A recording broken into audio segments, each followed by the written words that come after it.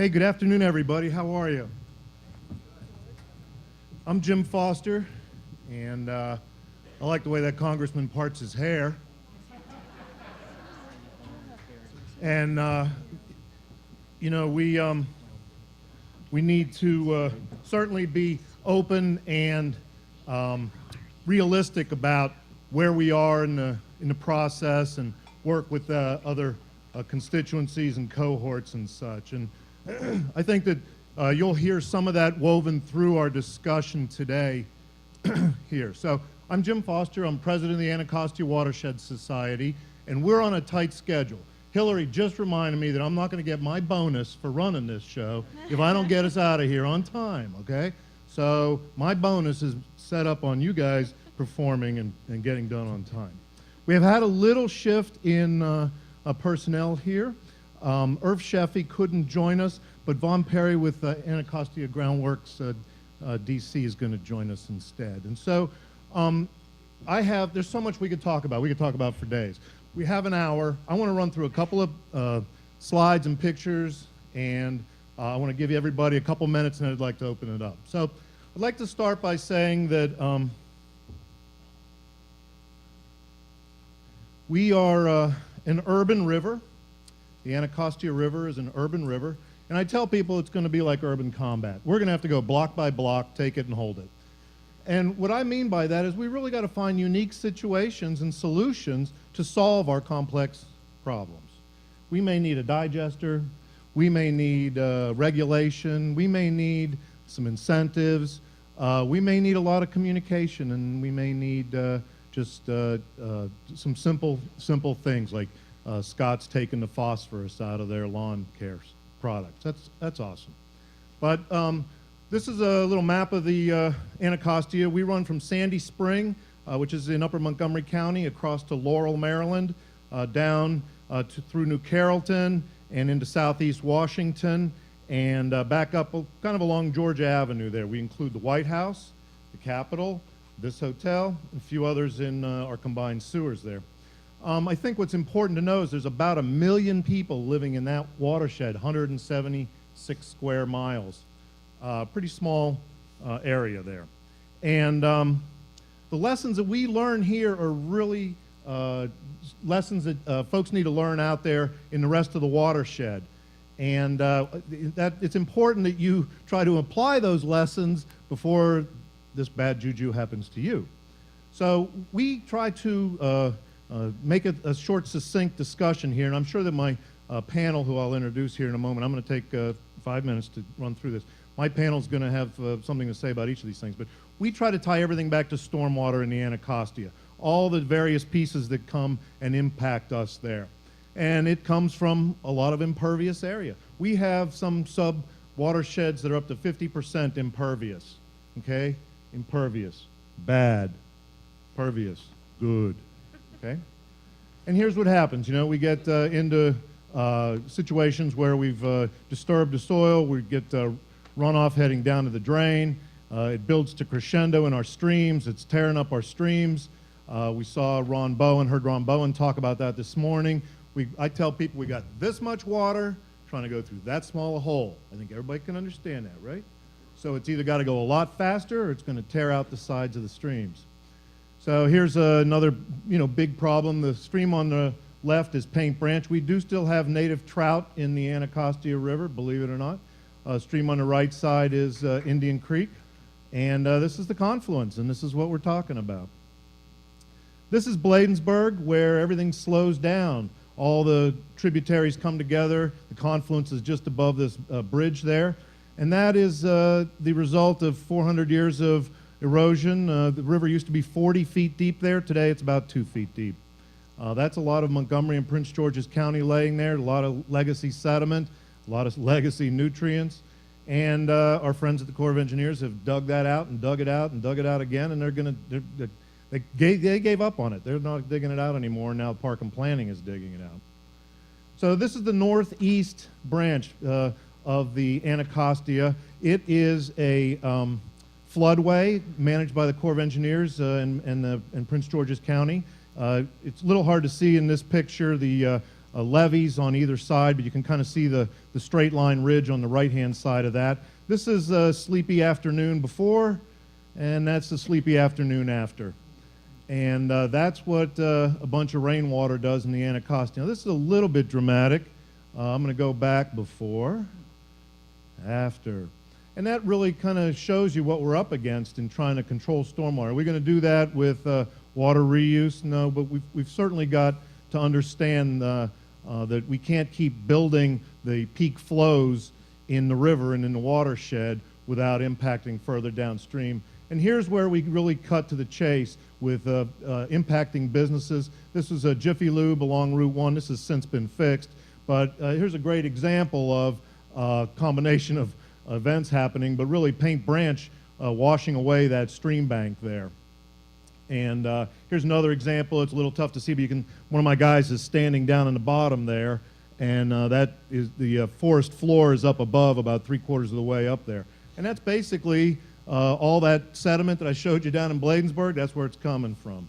And then also the stormwater carries with it the oil and grease, the toxic chemicals, the PCBs, and the PAHs. 60% of our bullhead trout and our catfish and that in the Anacostia have lesions and tumors. I'm sorry, about 60% of the catfish. We're in DC working on a freshening our fish advisory, and the only thing you can say is don't eat them, sorry.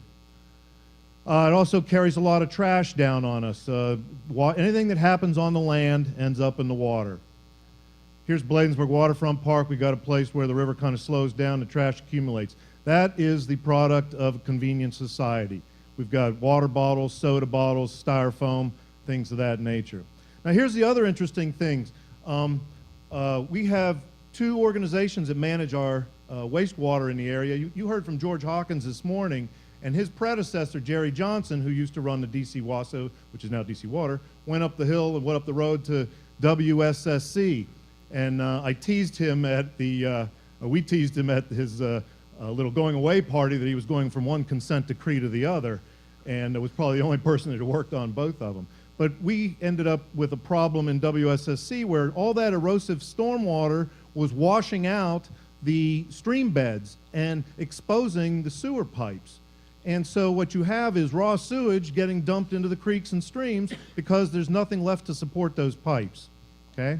And that's a real cost. WSSC is spending $350 million going back and fixing all this stuff, and all the, you know, all that money has to come from someplace, just like Georgia's $2.5 billion fix. Again, here's another direct cost to municipalities. All that trash washing into storm drains clogs the drains overflow and flood. The drains have to be cleaned out. Somebody's got to come do that. Usually it's a big vac truck and 4 guys. All right, the last problem that we haven't really talked about a lot that I want to hit on is we've got a real problem with invasive plants in the Anacostia watershed. On a quiet night, they're calling out. It's pretty scary. And one of the things that I want to point out to you is about invasive plants is we need the remnants of our natural areas to be as efficient and effective as possible in managing stormwater. And these invasive plants really don't do a good job of that. They have shallow roots. They're not good provide good food and improve the habitat at all. Here's Japanese stiltgrass. You go, Jim, it's all green, but it's Japanese stiltgrass. Nothing else is growing there. All right, but I want to get to some of the solutions and talk about them. Our friends at the Allison Ferguson Foundation helped sponsor this Potomac River trash treaty. It's been a fantastic tool to help bring everybody together in a positive manner. About 160 signatories to it. And of course, last year, Tommy Wells put together a great Anacostia River cleanup. We heard about that and the bag fee. That's working tremendously to reduce the number of bags in the river. Really a symbolic effort to reduce trash in the river. Here we've got low-impact development happening in commercial spaces. This guy just happens to love this spot. He owns an IHOP there in Bladensburg, and he's got his curb cut there where the water goes down the hill. He loves this thing. These are green roofs. And in DC, this was done by Furbish Company. It's on the Senate Square building. These are the kind of solutions that we're working towards solving. This is actually at the Prince George's County offices in Largo. They did a little curb cut behind that inlet, lowered the landscape, and the water can pool in there. When it fills up, it floods over into the storm drain there. Pavers, bioretention, planting of wetland plants back into the river, engaging citizens, keeping the darn invasive geese out, engaging kids in service learning, and one of my funnest projects is we go out with some of our other friends and pluck shad from the Potomac, get the eggs and the sperm and fertilize them in the classroom. Kids spend all week watching them, and then they take them out and launch them at the end of the week. It makes the hair on the back of your neck stand up. It's a lot of fun. So with that, I wanted to say two things. We are incredibly blessed in the Anacostia with some wonderful people and some visionary people. One of them's in the room here today. I didn't see Hamid still here. There he is. Hamid is one of them. Hamid Karimi is an unbelievable individual in helping promote the Anacostia River. He gets it. Thank you so much, sir. And the other person who is really just phenomenal with leadership and vision and really been very helpful is Linda Howard, who has really, really driven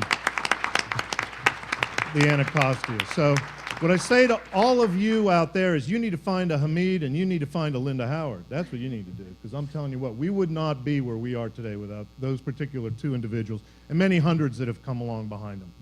So today, I want to get a dialogue going. We've got about 47 minutes here, and I'd like to start with Mr. Bob Hoyt.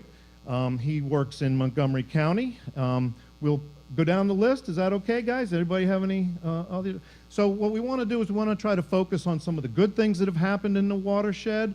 We want to focus on the challenges of being in an urban watershed.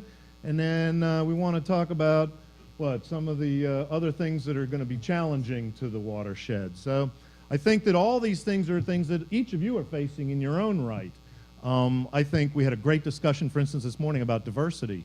And how that impacts. I think if you look around the room, it's interesting, you know, there's not enough bald guys in the room. That's what I say. But you know, diversity is a big part of it. Our different communities aren't well represented in what we're trying to accomplish. And we're not just trying to clean up the environment, we're trying to fix some of our communities. So, Bob, I'd like to give you a minute to talk about a couple of things. I wanted to, you know, get them all excited, because after this, we've got field trips, and they're all going to put on their mucklucks and go out and see the green roofs and the waterfront and the various things that DC under Dr. Karimi, have implemented and are implementing. So. Well, it just started to snow, so you might be green and white roofs, but you get the idea. You'll get some precipitation. Is it on? Is it on? It's on. It is on. Okay, the challenges and what the good things have happened. As you all know, I think Montgomery County is the home of the headwaters, Sligo Creek, Northwest Branch, Little Pate Branch, Paint Branch, and that's where everything starts, and that's where, if it's not clean from there, it's not clean anywhere downstream, right into the bay. We've spent a lot of time and a lot of money since 1987 on trying to keep the Anacostia clean where it is clean, and get it clean where it isn't in the developed areas around the Beltway. Spent about $15 million since then. Over 2,000 acres. We have put stormwater controls on. Of that, about 600 acres were impervious to start with. But still, our monitoring, we have a really advanced monitoring program, one of the most advanced in the country, and we're seeing localized benefits, but we're not seeing the kinds of improvements that we need to. So the good news is we've been able to hold our own in Montgomery County. The bad news is, with a tremendous amount of resources, we have not been able to make the improvements we need to make. Now, along with that came, we're the only jurisdiction right now, other than DC, but the only one in Maryland with a new MS4 permit, and it is a tough one. But the reason we got it is because in Montgomery County, what we said is, you know what, we're tired of fighting these permits. We're tired of trying to figure out, can we do it? How are we going to do it? And we just said, it is the right thing to do. We need to give it our best shot. Write the permit, give it to us, let us get going on it. And that's what we did. So we're in a position with a very tough permit. We're making incredible inroads, I believe, on developing a plan on how to achieve the requirements in that permit, but we're not there yet. We have a pretty good idea of how we're going to fund it. We have a stormwater utility that's been in place since 2002, which is essential to, we believe, essential to funding the requirements and the activities you need to do to even get started with in complying with the permit. We are issuing bonds to be able to keep our rates low and low enough to be acceptable to the public. We tripled our budget last year up to $80 million over the next 5 years to be able to begin to fund the requirements. That won't be enough to do everything we need to do, but it is a good start. And when I throw out challenges and sort of this random, how much time do I have? You got 2.2 minutes. Okay.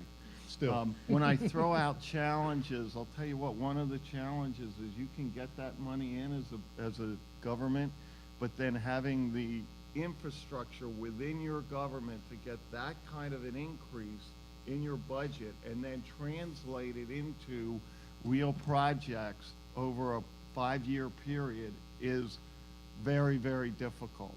So this might be a great segue. We're looking at, I believe, and I'm new to Montgomery County, and what I've said to them up there is in the past, Montgomery County may have had the resources to be able to comply with most requirements on them. They don't anymore.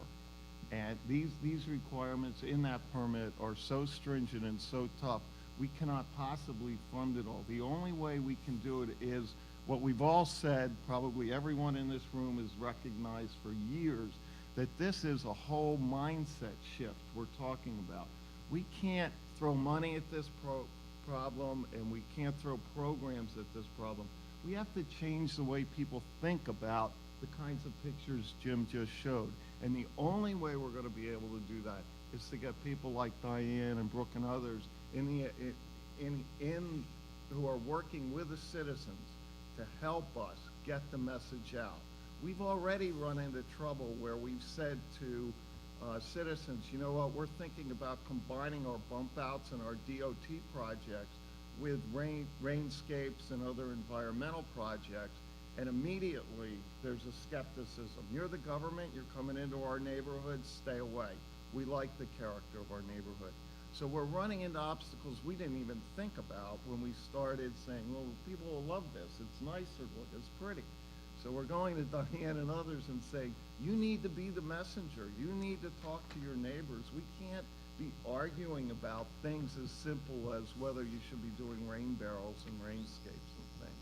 And so that's my segue. Great, thanks. Yeah. So Diane Cameron's with Audubon Naturalist and NRDC and is a real trooper in the fight with stormwater, is very technically competent. And as a matter of fact, I want to mention that 2 of our people are sitting with the Prince George's County Council at a retreat today discussing stormwater. We were privileged enough to get to the table trying to resolve some of their stormwater concerns. Yes, thank you, Jim. And I did bring a PowerPoint, and when it's ready, that will help me to stick to my time limit. Thank you. So I want to thank our funders, the Summit Fund of Washington, the Keith Campbell Foundation, and the Prince Charitable Trust for supporting our work on the Anacostia restoration. And my focus is on the economics. I believe that many of you have heard of the Anacostia Restoration Plan.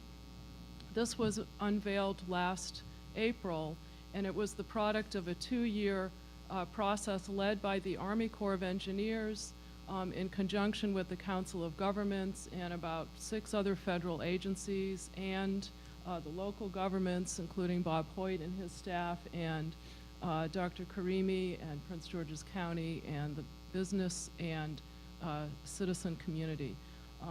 It's a 10-year roughly $2 billion effort to restore the Anacostia through, I think it's 7 major program areas. The one that I focus on is stormwater retrofits.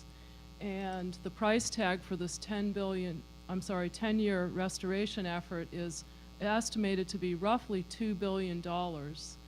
And we are still looking at how are we going to get that money authorized and appropriated. There does need to be a big federal share of that, but also state and local. My focus is going to be on the jobs aspect. Having been here yesterday, and I was educated yesterday about the need to talk to the public about clean water as a jobs issue.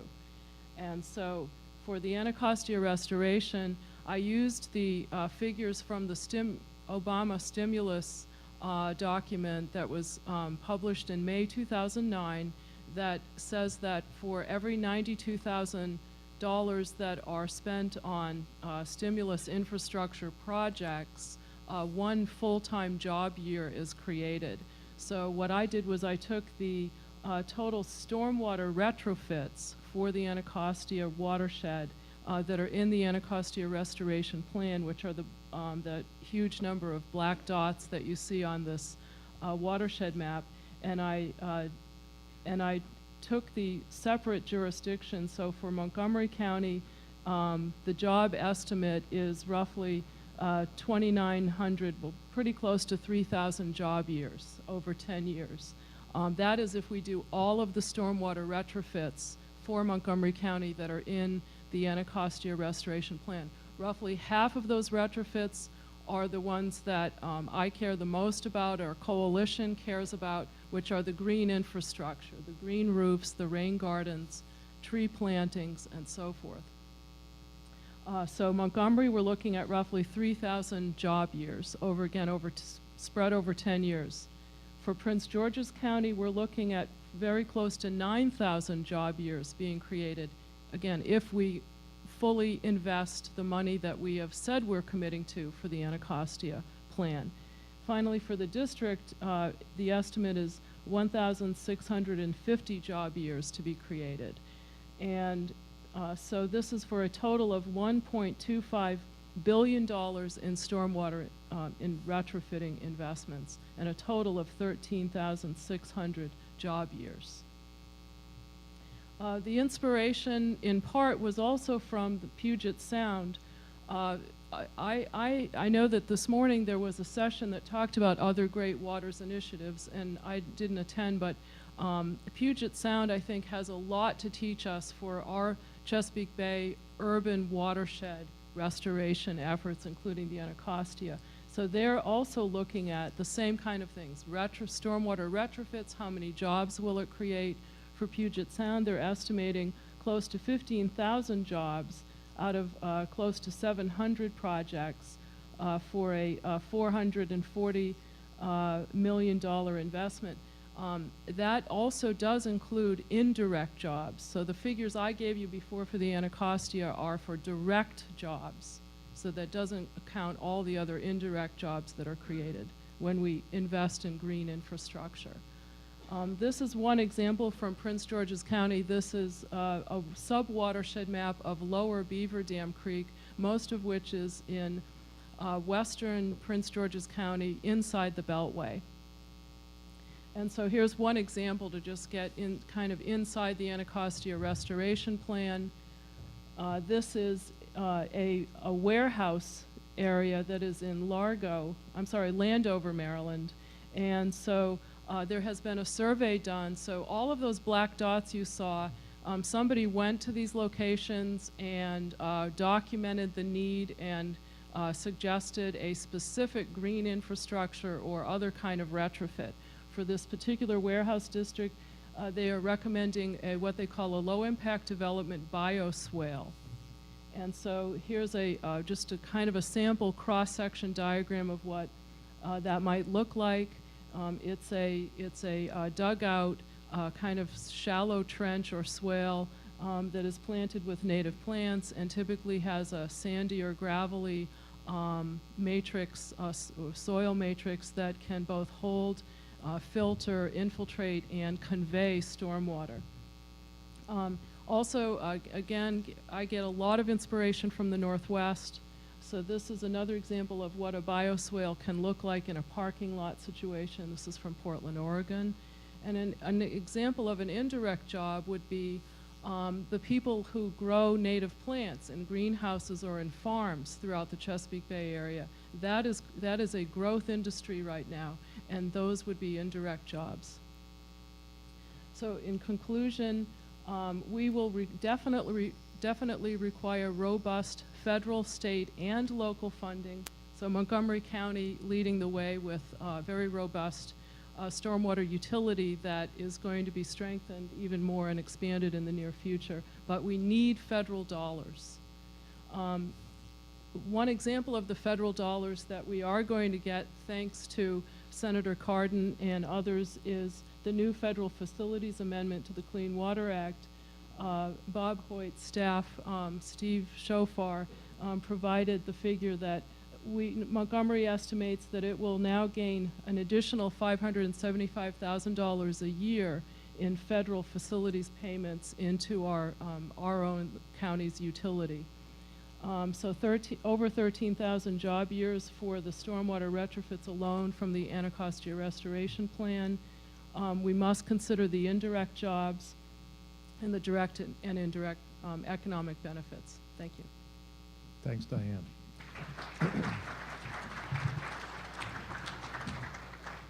Our next speaker, David Tuckman, works with a little local company called Ackridge. And for those of you who don't know, Mr. Chip Ackridge is helping restore the mall at the National Mall and is very deeply committed to the communities here.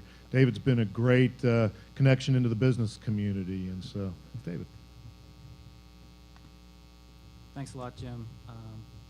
As Jim just mentioned, Ackridge is a local real estate development firm here in town. We have been here for about 40 years, and we're headquartered in Washington. We only work in the Washington, D.C. metro area. So like most real estate, we consider everything local, and so starting with Chip Ackridge and his leadership, we've been always very interested in the natural environment around our projects and the neighborhoods that we work in. We've acquired or developed in the range of 12.5 million square feet of space. That's predominantly office space. For those of you who've been in and around DC, our most well-known project is a Gallery Place at 7th and 8th Street Northwest, where we built a movie theater, a bowling alley, in an urban environment, which was pretty challenging, with a large amount of retail, office, and residential space as well. And we are predominantly also operators of office space, managing office space. I think about over 50,000 people work in the buildings that we manage every day. We've always had a strong commitment to sustainability, and that relates to our participation in these types of events. I serve along with Diane and Bob and Jim and Brooke and many others in this room on the steering committee for the partnership that is trying to work across jurisdictions to take on some of these real tough problems. Also in our building practices, both how we develop and manage our facilities, we try to be on the cutting edge wherever we can be of sustainable practices. We most recently, our most recent office building we delivered was LEED Platinum. It's got one of the largest private sector office building green roofs in the city. Hopefully it's on your tour, although if I guess you're on foot, you may not make it down there. We enjoy mostly getting to know a lot of the folks who have been mentioned in the past and up here through these activities. As you can tell, I kind of feel a bit like I walked into the wrong door in this ballroom, like there was a private or for-profit sector developer Alcohol Anonymous meeting that I missed or something, and ended up here with you guys. But really, it's great because it does allow me to feel like we get to work across sectors, which I think is really important. Realizing that many of you probably don't know this area particularly well, I know some of you are local, I wanted to provide, from a development standpoint, a perspective on where Washington Development DC has been and where it's going, and a lot of it is heading towards the Anacostia River. If this pointer works here, that might help a little bit. So you've got the Anacostia River coming down from northeast, heading down southwest in direction. And traditionally, for most of you who've been to the city before, you've probably all spent a whole lot of time in the northwest quadrant. And that's where we are right now. And if you address envelopes to us, you kind of wonder what's that northwest about. Well, the reality is most of the built environment that the majority of the commercial business district, where most folks have lived for a long time have been in the northwest part of the city. But actually, there's a whole lot of the district that's not in northwest. I happen to live in northeast myself, and I do exist, and I have a DC address. This area, which is east of the Anacostia River, is part of the southeast quadrant. Some of southeast is also just west of the river. As you know, the U.S. Capitol is the dividing line for where the quadrants of the city work. So this area here and down to the southeast are part of the southeast. We kind of have two different Washingtons. While Washington remains one of the most robust economies in the country, and is recently, practically every year, but just recently was reconfirmed as number 2 in the world for attractive real estate investment markets. This area over here is one of the poorest parts of the entire country. Wards 7 and 8 of the district, I think last I saw, had a 30% unemployment rate. I think that was either in Ward 8 or in both the wards. The last I heard, there were somewhere between 2 and 3 sit-down restaurants in the entire east of the river area, which I think serves 70 to 80,000 people or more. And the current mayor, Mayor Gray, coming into office just a week ago, has a very strong priority of focusing attention east of the river. I think that's very exciting, and I think hopefully that'll mean good benefits for the river itself as well. So what's going on with these little dots that I've drawn here? Well, like I mentioned, traditionally we've seen development move from the West End, Georgetown, all the way through the Central Business District, right on past the White House, and continue on to the U.S. Capitol, and then we ran out of land. And we started looking around and said, well, where else can we develop? And so if you look in the city, especially those of you taking tours later this afternoon, some of you will go over to the Noma neighborhood, which is up here north of Union Station, just off my map. And the other area is down by the waterfront, down in southeast and also southwest, where probably for the next 20 to 30 years, the vast majority of development in the district will occur. These are mega projects. Many of them are public-private partnerships to come, such as a Poplar Point site just on the other side of the river, probably will accommodate about 4 million feet. That's being transferred from federal to local ownership. The Hill East project, which was formerly called Reservation 13, also transferred to local ownership. That can accommodate probably 4,000 or 5,000 units of housing. Down in this area, these red dots represent Acreage's holdings.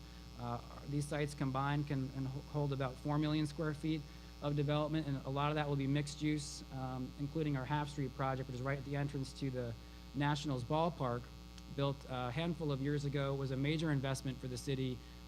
More than $500 million the city invested to reacquaint most people in this town and in the region with this part of the city, which I think is a great move. These other projects, Florida Rock Project, the Yards, these are transformative projects that are going to bring people down to the water and become aware of the water as they have not been either ever or in many years. The Yards I want to point out in particular, because those of you who go on that tour, some of you will see a 5.5-acre park, which was just delivered right on the waterfront, right there.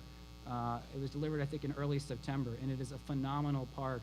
And I go out there because I don't live too far from there, and you compare it with Georgetown and people on the waterfront, there might be 1,000 people over there. Well, soon people are going to find out about this incredible park, and they will be on the Anacostia River, not just the Potomac River. So given the direction that development is going, Jim asked us to think a little bit about where are the challenges and opportunities. I think since I've been so positive, maybe I'll move down to my green items here first. I'll look to the opportunities first, and then go back and talk about the challenges.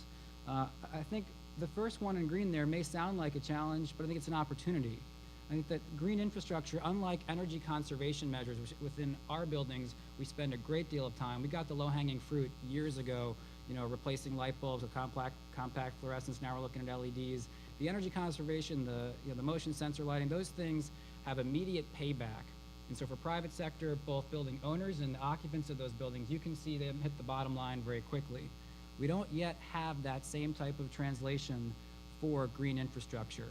And some of you in the room might be saying, well, that means we need to make fees higher and make the economic equation work. Water needs to be more expensive. That may happen, and I think because of some of the efforts that we're undertaking, like the long-term control plan here in the city for a combined sewer, that necessarily will be coming.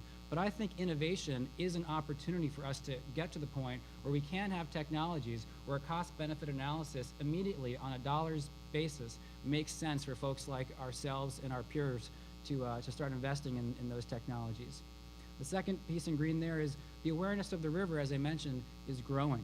And I think people, along with that, with the bag bill that you heard about earlier in the conference, People are getting excited about and getting ashamed of, as they should be, the condition of the river. We want that to happen. We need people to come down to the river so they understand that, so they can get upset about it and they can start asking, what are we going to do about it? And then lastly, I think the number of folks doing work like we are is increasing. We have more and more developers who want to do, and it could be for a variety of reasons. They want to gain notoriety and say, hey, we're a green developer, or their clients are asking for it. Residents and commercial office tenants within buildings want to know that they are in a building that's been built sustainably and how it impacts the environment. That's helpful. There's some of the good news. Where's the bad news? I think that the number one piece that when I'm asked this question I respond to is, we've got billions of dollars programmed. That's in the best case scenario. If the restoration plan, if the long-term control plan, if these dollars go through, we're talking $4 or $5 billion of investment. When I've asked the scientists who sit as a part of our groups, well, can it be fishable and swimmable at that point? Surely after $5 billion, I'll be able to go down and we can tell all the residents of our buildings, you can go take a dip in the Anacostia. And the answer is usually, I really don't think we can count on that. I think we're still a long way. Even if we meet TMDLs in some of these areas in many years from now, we're not going to be fishable, swimmable. So my acronym there is, what's in it for me? I think that's the biggest question this movement needs to answer for messengers, I guess to use Bob's word, but I would like to be your messenger. I'd like to be able to speak with other developers and say, we must clean up the river. And they say, why? They say, well, we have all these projects down by the river. They say, okay, but I can already build by the river. The river's already there. I can look at it. And I can say, well, we can make the river smell better. That's important. Sometimes the river doesn't smell so good. Okay, so that's not going to take the full $5 billion. I think we'll probably take care of that early along the way, and we'll have that out of the way. Now, I can look at the river still. What else can I do with the river for this investment? We need to have an answer to this question, or else it's very difficult for us to compel others to make the incremental investment beyond that baseline. So I'm asking you guys to help me overcome that challenge. Second, as you all know, our watershed broadly, Chesapeake Bay wide, is pretty big, and we're pretty much near the bottom area as it relates to a lot of the agricultural production and also some of our other urban watershed, sub-watersheds that are north of us. That makes it hard to feel like we're going to try and push and we're going to do what we can, but we still have some other folks we can't control who are north of us. And then finally, I think in a land-constrained area, what we're finding is that LID and ESD end up being pretty challenging when you're building lot line to lot line, and there's no place for your bioswales to go. And after you max out your green roof percentage, you really haven't gotten the kind of volume retention that you'd like to, and the incremental costs to go beyond that become quite expensive. So I thank you for the opportunity to be here and look forward to dialogue. David, thank you for joining us. Brooke Dorenzis is with DC Appleseed, and they're just doing a great job in supporting a lot of the work in the area as well. Brooke. Sure. Good afternoon. DC Appleseed is a public interest research and advocacy organization that focuses on some of the biggest public policy issues facing the National Capital Region. And as you can imagine, based on what you heard, the Anacostia restoration is one of those big issues. And we've been working on that for over a decade. We were asked to talk about successes and challenges in the Anacostia, and I think we've actually had several successes over the past few years in addressing our biggest pollution problem, stormwater and urban runoff. And I think there's several, but I see at least three big categories. We've had significant regulatory accomplishments over the past few years. We're moving towards strong volume-based regulations for new development and redevelopment in our watershed, and that will help protect the Anacostia from stormwater pollution from future development. We have new generation MS4 permits, such as the one that Montgomery County has and one that's been proposed for DC, and that's going to do a lot to help address existing runoff from existing development through retrofit requirements, mostly on public land. And then as George Hawkins talked about this morning, and we've talked about a little, we're starting implementation on the DC Clean Rivers, our long-term control plan, which when it's completed in 2018 will nearly eliminate combined sewer overflows from the Anacostia, which are a major reason that the Anacostia is not swimmable. So we've made a lot of regulatory progress. We've also made a lot of progress, I think, on innovative funding mechanisms. You've heard about the large cost associated with cleanup in the Anacostia. And we've talked a lot throughout this conference on the need for ways to find revenues to address costs. And all of our 3 local jurisdictions have a dedicated revenue stream for funding their stormwater programs. And the District of Columbia in particular, along with DC Water, has adopted a stormwater fee that's based on impervious area. So not only is it an equitable way to charge people for their use of the public stormwater system, because the amount of impervious area that your property has affects the amount of runoff that you have and that the system has to manage, but it also provides an incentive for property owners to reduce their imperviousness. You get a lower bill if you have less impervious surface, and that's an innovative way to start getting private property owners to change their behavior. The third thing where I think we've made a lot of progress is on an unprecedented federal and regional collaboration on the cleanup. The Anacostia, as Jim showed, lies across 2 counties in the state of Maryland, also in the District of Columbia, which also just happens to be the nation's capital, and so there's a unique role for the federal government in our watershed. And over the past several years, local jurisdictions have been meeting in partnership with several federal agencies, nonprofit organizations, and businesses like David to really come together and talk about how we can cross some political lines, how we can cross sectors, and work on this problem collaboratively. And one of the major results of that work has been the Anacostia Restoration Plan that Diane alluded to, and as far as I understand it, is one of the few multi-jurisdictional systematic inventories of restoration projects in the country for an urban watershed like the Anacostia. So I think we're doing good in many respects. However, there are still challenges, which is not surprising for an urban watershed that has been degraded over 300 centuries. And I see 3 big challenges. One is the need to retrofit privately owned impervious surfaces. So over half of the existing impervious surface in the Anacostia watershed is privately owned.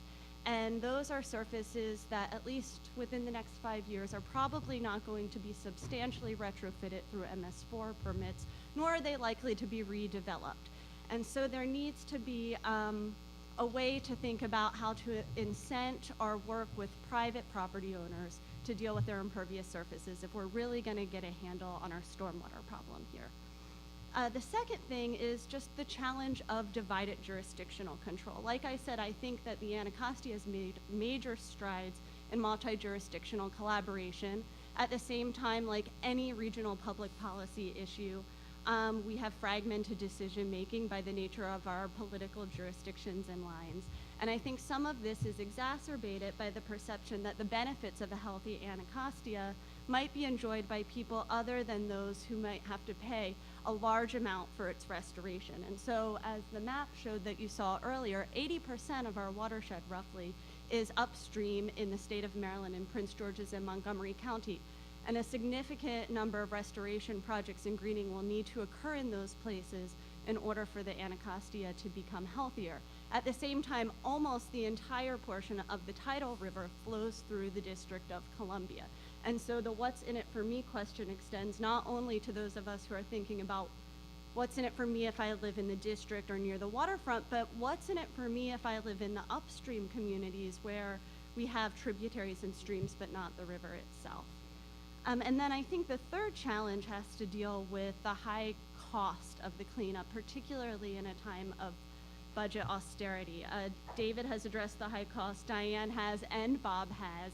And I think it's important to note that our local jurisdictions are making serious financial commitments to the Anacostia's cleanup. George Hawkins this morning talked about the long-term control plan to stop combined sewer overflows in the Anacostia River itself is going to cost $1.7 billion, and that's something that district ratepayers are committed to paying for. Likewise, Bob talked about the enormous costs of the 5-year MS4 permit, which I think is roughly $80 million for Montgomery County, and they've committed to that cost. It's still not going to be enough to restore our watershed, and so I think we need to think about creative partnerships and ways to use resources wisely and in a concerted effort, and ways that the federal government, as a major tenant and landowner in the Anacostia watershed, might be able to help.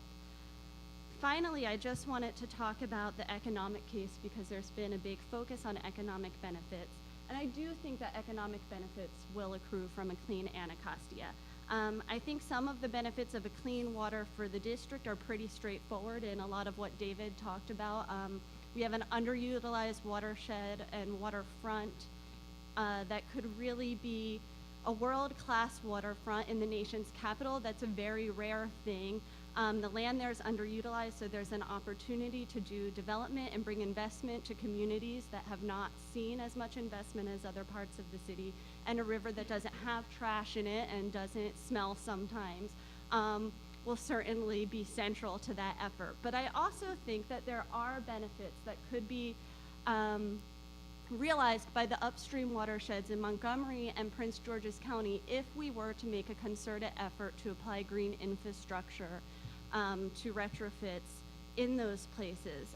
If we had a lot of green infrastructure in places, some of which are industrial sites, some of which are really concrete looking, it could help enhance economic development opportunities and investment opportunities, one, by just being visibly more attractive, but two, by signaling that our watershed and our region is a place that's committed to sustainable development. It's a place that's committed to a high quality of life for its residents and employees. And those are often the things that businesses and people look for when they're looking to move into a place. And if we had that on a large scale and it was visible, I think it could help signal that and attract investment.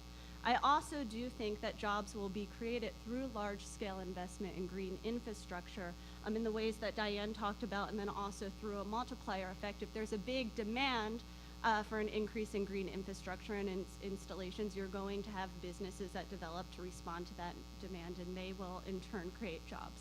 However, I don't think these economic benefits will necessarily be realized if we just have very small incremental piecemeal efforts here or there. In order to be realized to the fullest, we probably need to take on greening in a large way. Thank you.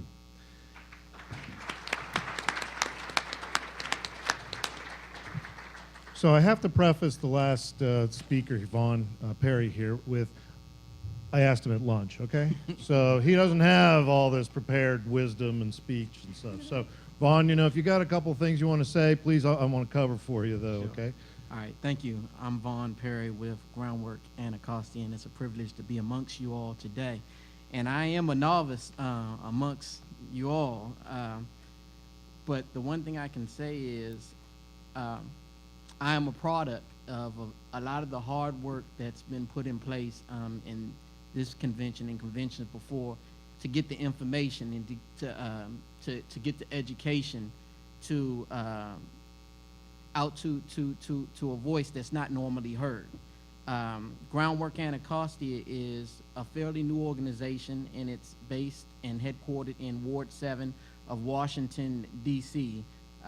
And while our area includes all of the Anacostia watershed initiative, our primary target is the areas east of the river, Ward 7 and Ward 8. And the overall goal of Groundwork Anacostia is to reconnect people to the natural resources.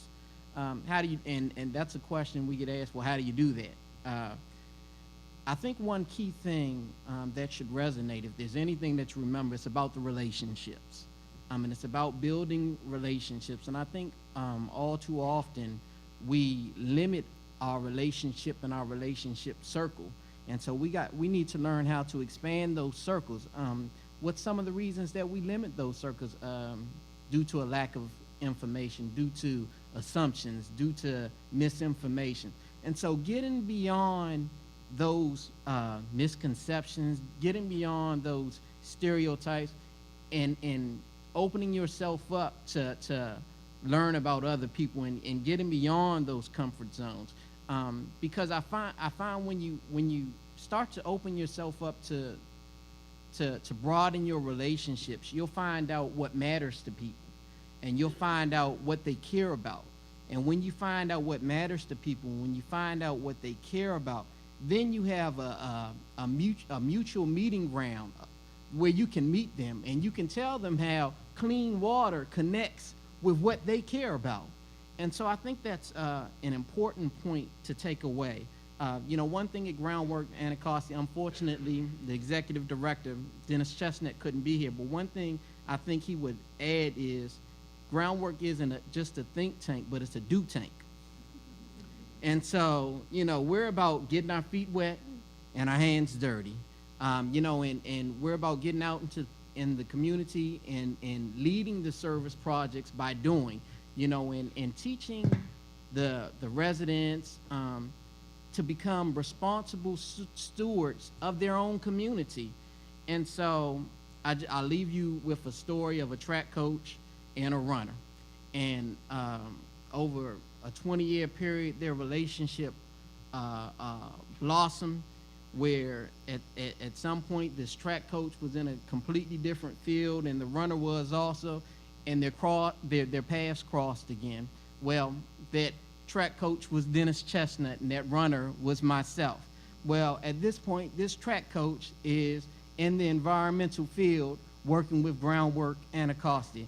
This runner was in corporate America. But because a relationship was fostered 20 years ago, he was able to speak to a runner who had no idea what a whip was, who had no idea what stormwater runoff was, who had no idea what impervious or pervious and what was good and what was bad, who had no idea what those things were. But because of a relationship, he was able to speak to somebody that was willing to listen and willing to learn. And so I think as long as we start to build those relationships with others and we open up our relationship circles, we'll find that you'll have others that are willing to listen and willing to learn and willing to champion this cause. Thank you, Vaughn. Mm-hmm. Woo!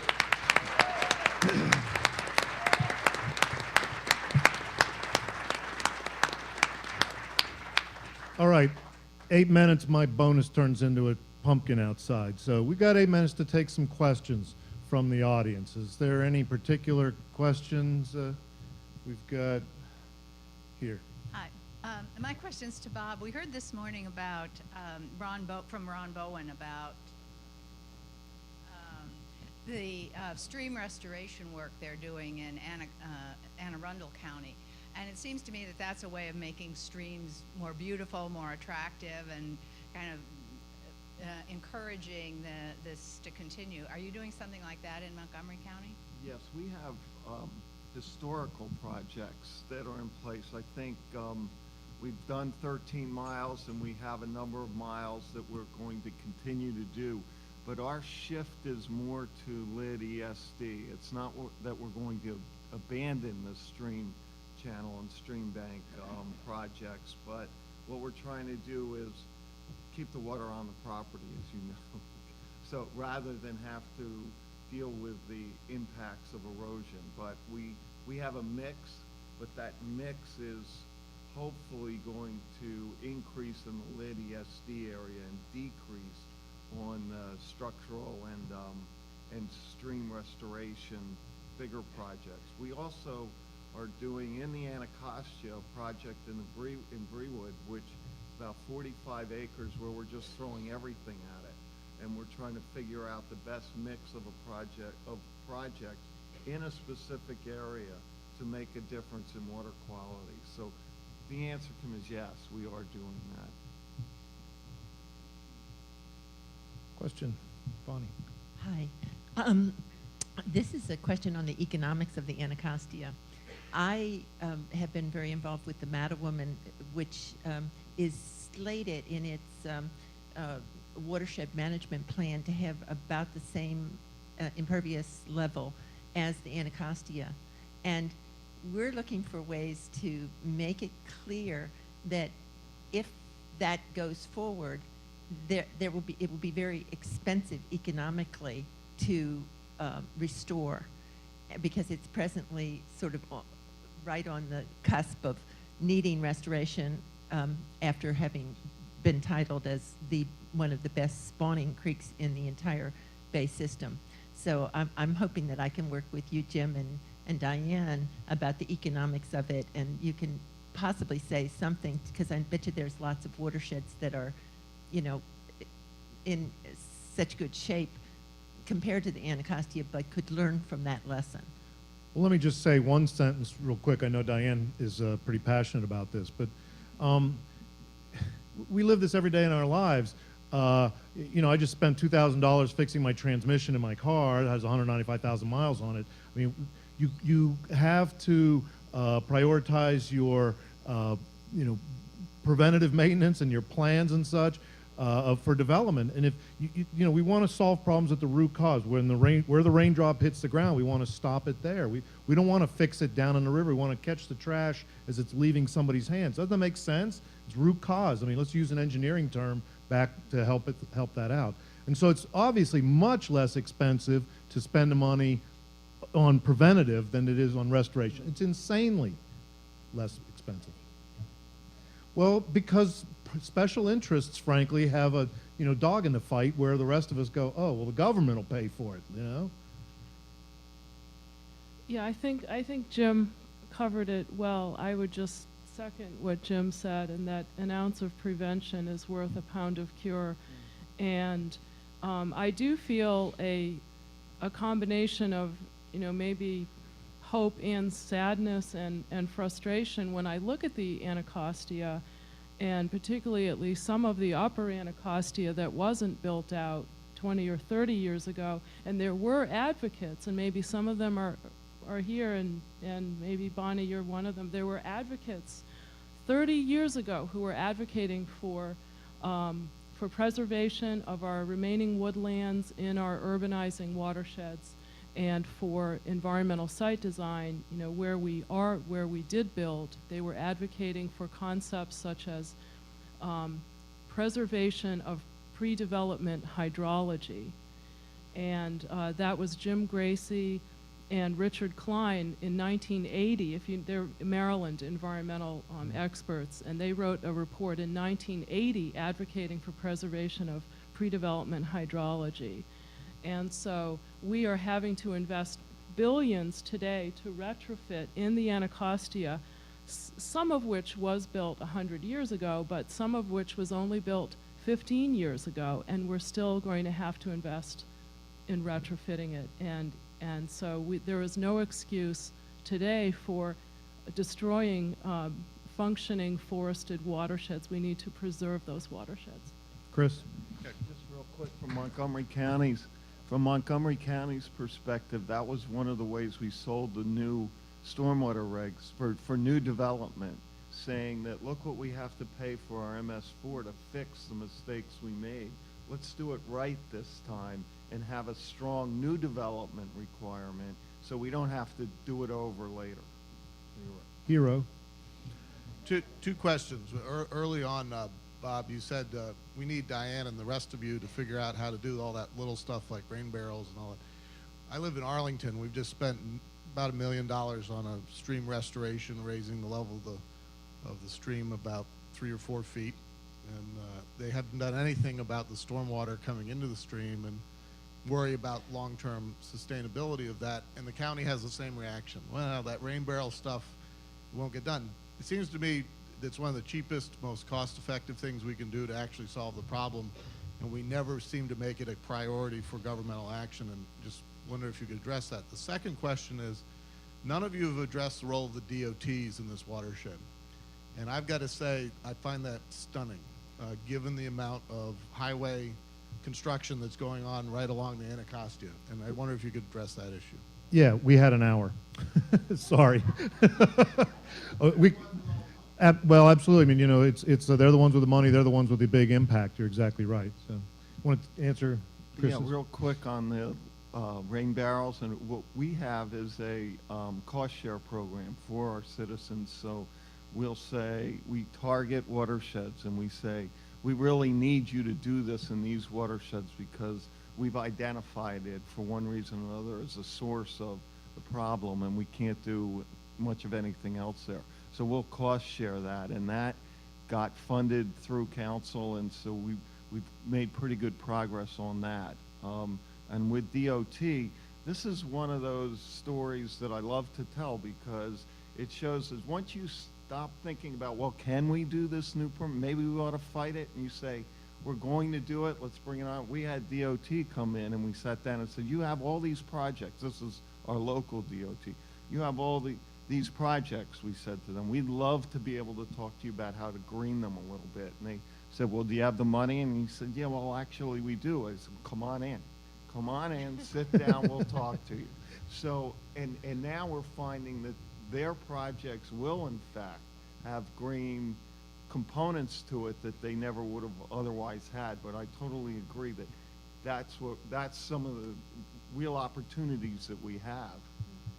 The DOT issue is a big issue, and I know in the district they've done something similar with our local Department of Transportation. We passed a Stormwater Management Act, I guess it was about 2 years ago, that actually requires the Department of Transportation to go through their capital plan and identify opportunities to integrate green infrastructure into their capital planning, but also that act created our impervious area stormwater fee, and I believe Dr. Karimi can correct me if I'm wrong, but that fee goes into an enterprise fund to pay for MS4 permit activities, and some of that money can be used to fund green infrastructure projects that our DOT is doing, and they have a memorandum of understanding.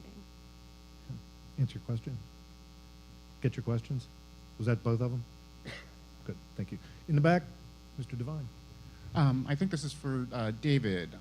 I agree with your premise that we need to make the business case for green infrastructure as much as possible.